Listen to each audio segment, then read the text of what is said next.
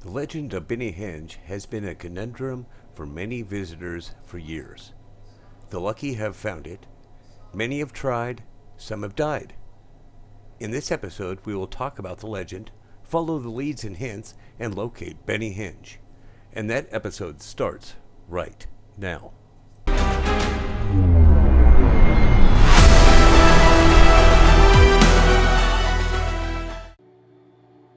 Welcome back, citizens, and welcome to the Legend of Bennyhenge. I want to thank all of our patrons and channel members. Thank you so much for your support. Also, we can see that many of our viewers are not yet subscribers. So if you enjoy our content, please consider hitting that subscribe button to help the channel grow. I am currently waiting for Orison to go live and wanted to put out a video. One of our patrons, Skidmark Jack, suggested that I did a video on some of the investigations in the Stanton system, including Bennyhenge. Well, Skidmark, here you go. I am here at Crusader remembering the first series of videos I created about Crusader's moons, and learning about this story, A Gift for Baba. This complete story is now available on the RSI website. See the notes below for a link to this. While shooting video, exploring and researching, getting to know the Crusader system, I came across some interesting data pads that had some entries about the legend of Bennyhenge. This got me thinking, maybe it could be real. The first data pad was at Security Post Korea. I found it there when Fist and I were there doing a computer systems check. Yeah, let's go with that. While minding my own business, I came across an abandoned data pad. Hey buddy, how you doing? Hey, what's the good word? Oh, nothing much. Yeah, you keep falling down. But all right. So, yeah, you said you need a little bit of backup. We were going to we're going to check the system integrity or something like that here. Isn't that what you were saying? Yeah, there's a little computer system that I need to log into to do some IT maintenance. Oh, okay. Is that what we're going with? IT maintenance. Okay. Yeah, so, IT maintenance. Yeah. So, all right. Well, can't be too safe, so we better run in there. Okay. Yeah, we should probably do this quickly, just in case. All right. Okay. Let me know when you're ready for me to cycle. I'm ready. Okay, cycling. Covering. Okay. Clear. All right, clear. Oh, there's some dead pirates in here. Got some dead pirates in here. Okay. Yep. All right. So, This room's clear. Yep. It's clear so far. Yep. All right. All right. The system is in here. Yeah. I've been here a couple times. Okay. Okay. It looks clear. So why don't you go ahead and log in? All right. And cover me. Yeah, I got you covered. Okay. Okay. Got it. Okay. Logging in right now. All right. Well, we're clear around you. So I'm gonna just check the perimeter here. Okay. Right. So yeah, gonna go on over here. Yeah, another dead guy down here. All right. Hey, yeah, I found a data pad. There's a data pad over here. Really? Yeah. Let me check that out. All right. So I'm gonna put this away. Oh. Yeah. That's pretty cool. Yeah. And yeah, let's see what it has to say. Okay. Case file 232-131-089. Vending machine theft. Issuing officer M. Trovitz. Last updated 2943-03-21, 1644 SET. On 2945-0303, we received our first report of missing Big Benny brand vending machines from the Port Olisar commuter hub station. Albie Mullion, the on-call manager, explained that a Terra Mills service technician had come to repair the machine and informed him that it would have to be taken to an off-site center. The following week, shift supervisor Tony Lusong contacted Terra Mills Service Center to inquire about the repair only to learn that the so-called service technician had not in fact been associated with the company. It was at this point that Crusader Security was contacted by the Port Olisar administrators to look into the matter. Security vids pulled from the station's feed captured the suspect leaving with the machine in question, but so far, facial match has been a dead end. It is surmised that the suspect was wearing spoofs, FAV-viz, or some combination thereof. Attempts to track the suspect's transport also proved futile, as the reg tags were traced back to a decommissioned hauler. On 2945-0305, we received a second report from Cryastro Station 1267-SC, where their Big Benny unit was also taken under the guise of repair. Long after, dozens of similar reports from other stations around the Crusader sector began to trickle in, stating that a false Terra Mills technician had removed their Big Benny machines. Those separate reports were vetted and indexed under this main case file once the connection was confirmed. In the meanwhile, we have been working with Terra Mills to issue a general warning to all Big Benny machine owners to be on the lookout for unscheduled service technicians, and that they should always demand to see credentials. An image of the suspect has likewise been circulated. However, since 2945-0312, there have been no further reports.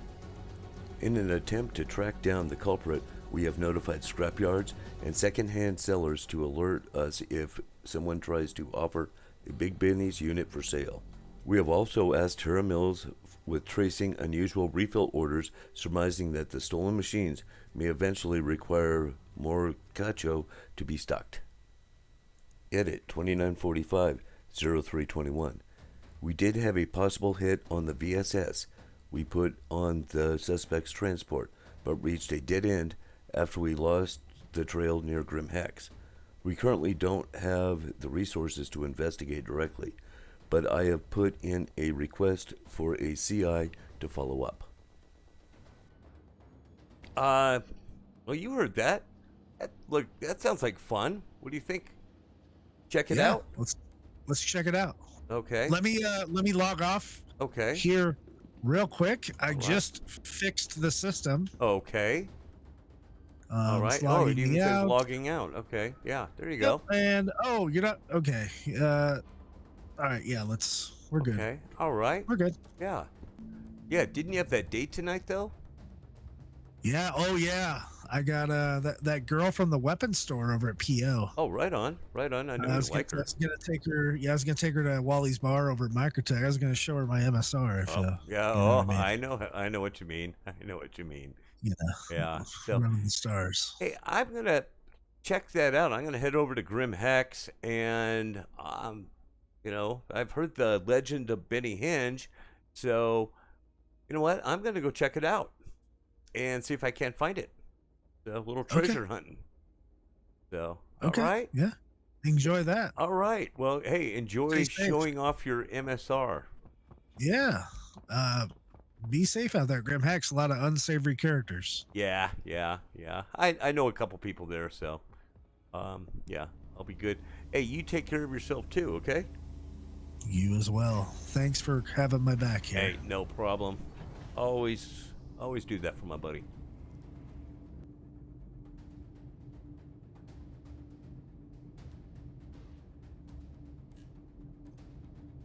Grim Hex, huh? That's not too far. And I traveled there.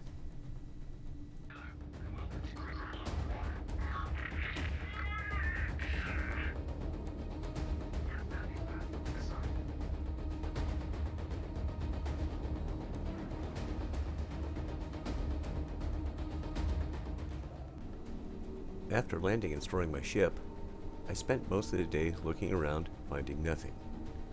So I decided to rent a room and get some sleep. When I awoke and left my hab, I took a wrong turn. This turned out to be a lucky mistake. At the end of the line of habs, there was an open door.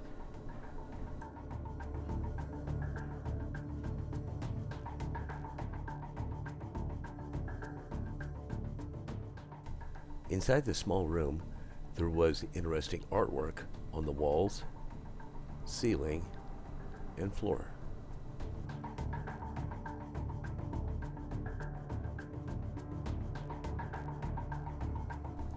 On a table in this hab was another data pad. The file on it read, Installation 3, Ideation Journal, Personal Datapad, Dreams, Thoughts, and Inspiration. Remember, this is a free-flowing expression of your thought. Don't hold back, don't edit, be true, and you will find the truth. Impact over substance or transformation over rehabilitation? This medium is part of discussion as much as the discussion itself is a medium of the art. But when that message overcomes the piece, is that the ultimate goal? Should the work stand or topple? Stop to ask, what if? But make sure the remaining question is always why. Found another critique. Though the work is an assault on the space, there remains little bite behind the attack. The only kindness in the expression is that all the leftover resin has been promised to a local art school. Hopefully it may find use as art yet. This is what I need, this pain. While I had some concerns at first, I am thrilled that my new hab is providing fruitful ground for inspiration.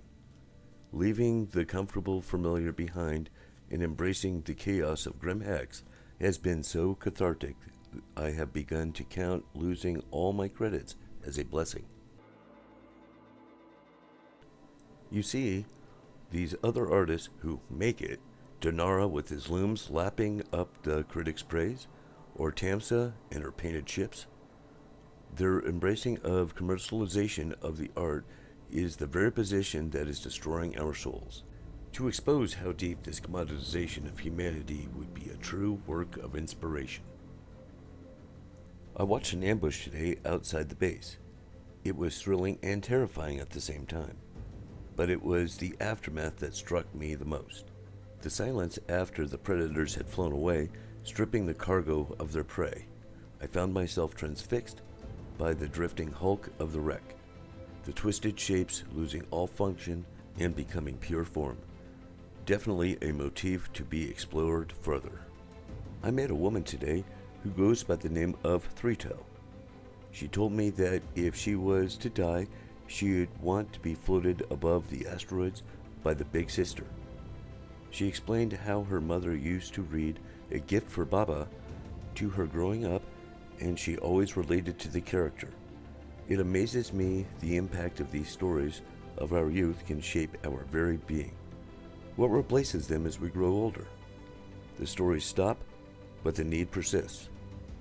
What are the fairy tales that gives us comfort now? The answer came to me as my thoughts were interrupted by cries of, "So yum, so wow," from a nearby Big Benny's machine. This is how the story of humanity will be told. This corrupt commercialism will be the monument we leave behind. A monument for me to leave behind. Rantings of a Madman or the Diary of a Genius? I knew what was on the first datapad must be related to what was on the second, but I knew there must be more. There seems to be a lot of references to 38 in that room. Maybe this has to do with the old 38. So I left the hab and headed down to Old 38 to get a cup of coffee and think.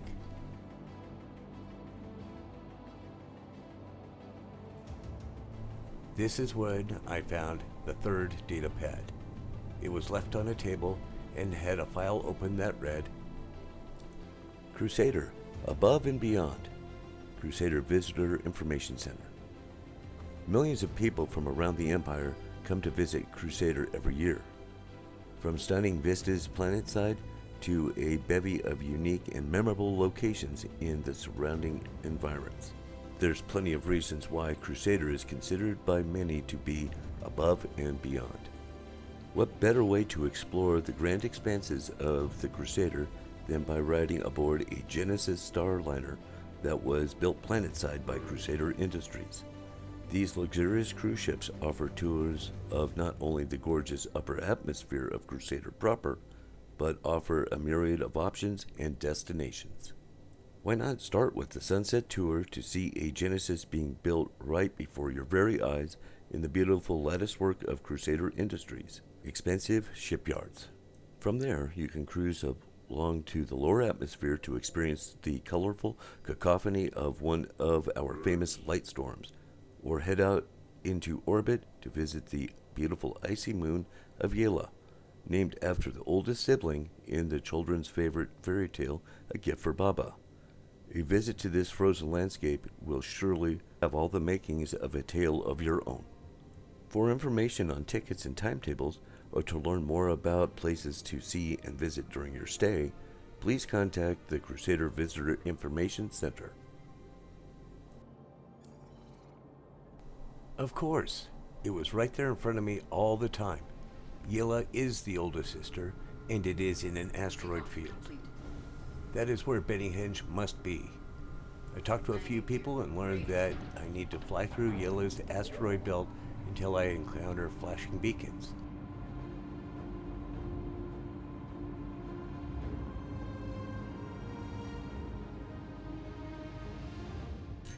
Some of these beacons are nine-tail lures, but the rest are attached to Big Benny machines, blaring out a radio signal of the signature Big Benny's jingle, as referenced in Datapad 2. When I EVA and look at the back of the machine, there will be an arrow pointing to the next one on what seems to be a trail.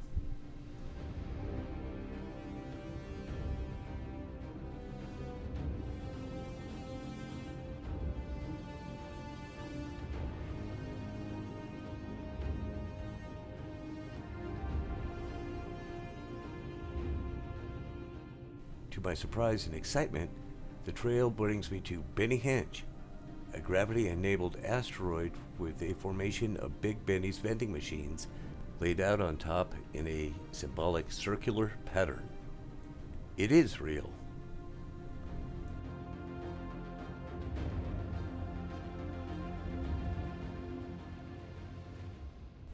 I got out of my ship and EVA'd in to explore.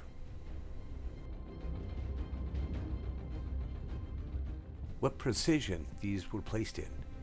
It seems to be an exact replica. It looks like construction is still being done.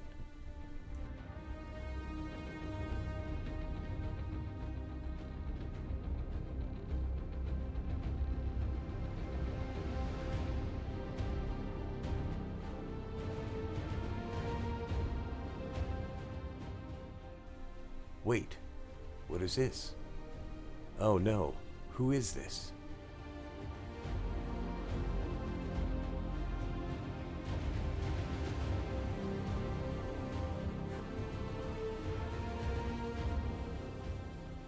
Clenched in his grasp is a fourth data pad.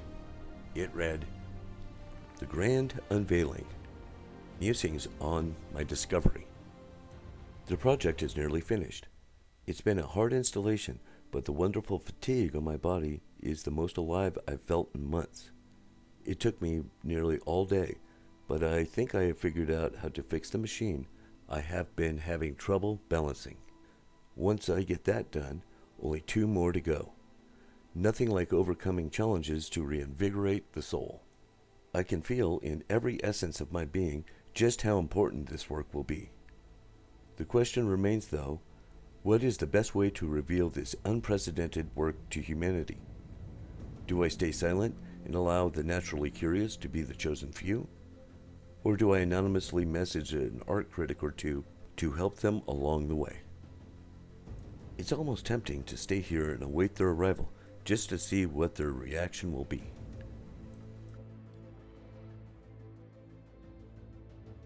Poor guy, so close to being finished. I guess he did stay here, but alas, he will never see the reactions of the visitors. Well, citizens, Bennyhenge is real. Stop by and check it out and pay respects to the unknown artist who also resides here.